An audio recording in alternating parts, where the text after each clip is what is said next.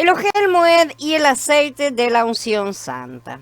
El libro de Shemot empieza con los sufrimientos del pueblo escogido de Elohim y esclavizado en Mitzrayim. Finalmente, los hijos de Israel emprendieron un gran éxodo de su cautiverio, ¿no es cierto? Y atravesaron el mar de juncos, fueron al desierto y disfrutaron de la provisión de Elohim. Aun cuando estaban en Mitzrayim, disfrutaron ya de Pesach. Experimentaron también la salvación poderosa de Elohim porque Yahweh los liberó de Mitzrayim y los rescató de la mano de Faraón, ¿no es cierto?, y de su ejército. En el desierto, el pueblo de Elohim probó los alimentos celestiales, como ya estudiamos, el maná y el agua viva de la roca hendida. La misericordia de Elohim les permitió experimentar muchos milagros.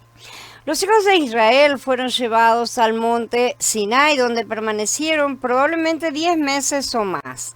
En el monte Sinai recibieron la revelación de Elohim, pidiéndoles que erigieran un tabernáculo que sería su morada en la tierra.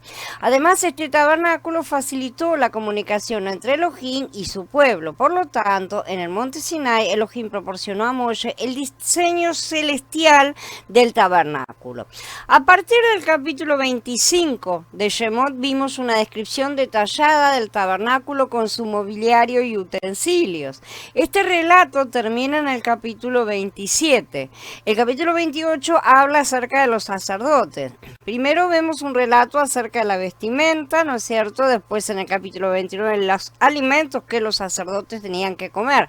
Y este capítulo entonces nos muestra cómo los sacerdotes son santificados y llenos de las riquezas que Elohim exige.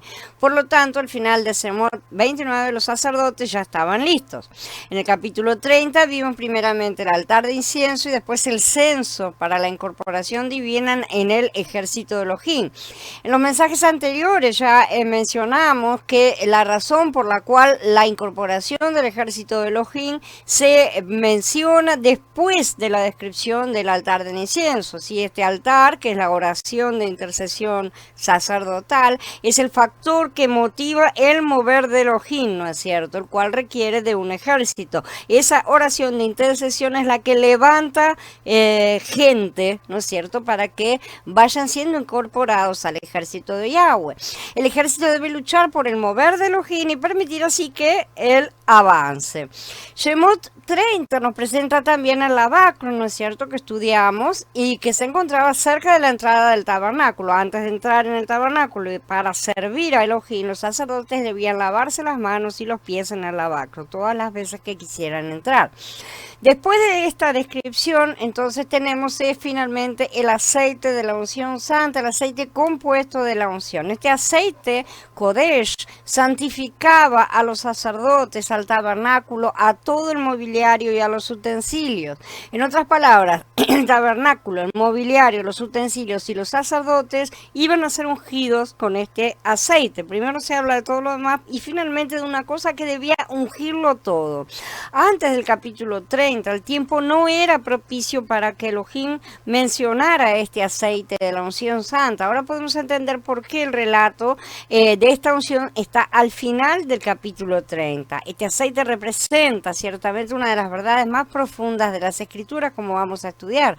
Me preocupa el hecho de que algunos entre nosotros no comprendemos aún del todo esta verdad tan profunda. Me preocupa el hecho de que haya estado oculto durante tanto tiempo, que escasamente haya sido enseñada a los creyentes. Por lo tanto, necesitamos conocer el significado del aceite compuesto de la unción.